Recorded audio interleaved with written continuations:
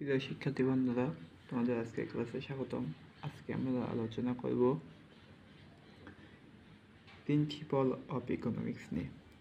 এটা তোমরা যারা অর্থনীতি ডিপার্টমেন্টে আছো, অর্থাৎ যাদের মেজর এবং যাদের অর্থনীতি সাবজেক্টটা নন মেজর হিসেবে আছে, উভয়ের আছে।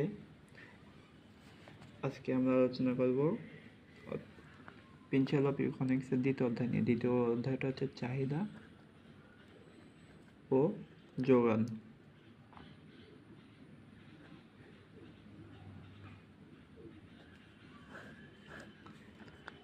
চাহিদা কি? চাহিদার ইংরেজি আছে ডিমান্ড।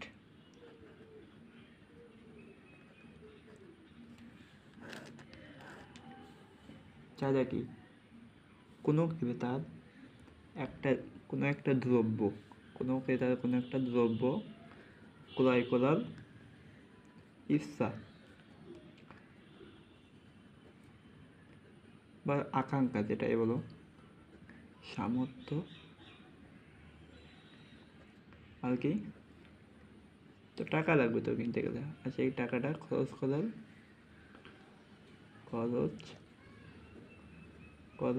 মানসিকতা।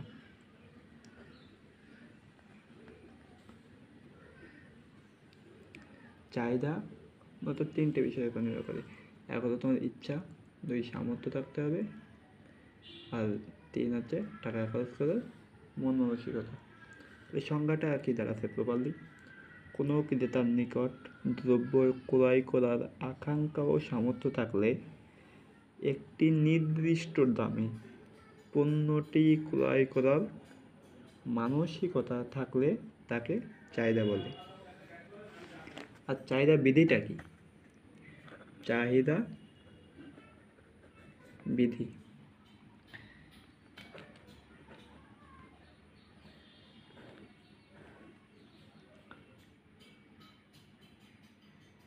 এই চাহিদা বিধির প্রবক্তা হচ্ছেন মার্শাল। চাহিদা বিধির প্রবক্তা হচ্ছেন আমাদের মার্শাল।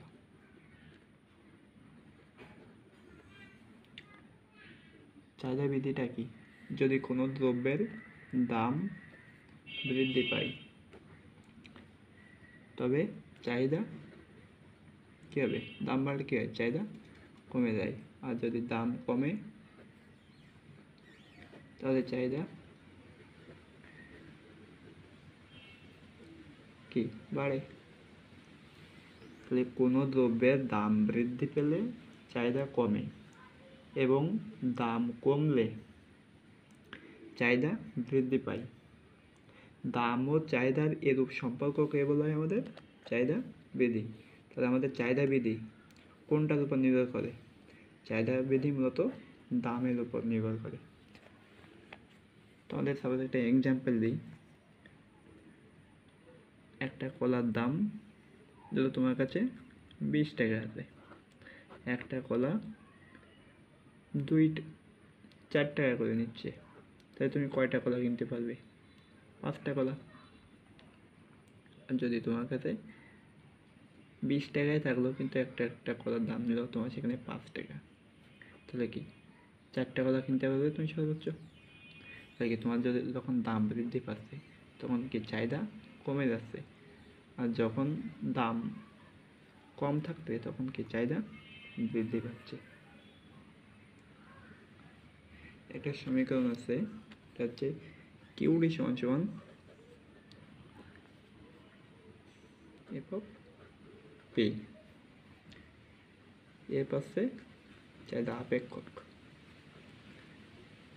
আপেক্ষক কি সেটা তোমাদের একটু পরে বলছি।